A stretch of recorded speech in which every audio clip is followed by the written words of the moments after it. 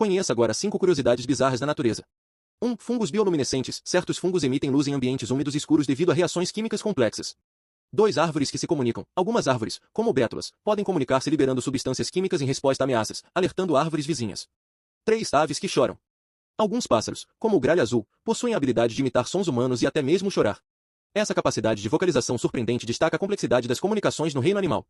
4. Efeito borboleta na meteorologia. O defeito borboleta refere-se à sensibilidade às condições iniciais em sistemas caóticos, como a atmosfera terrestre.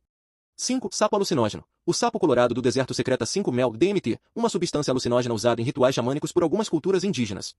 Me siga e deixe seu comentário. Até a próxima.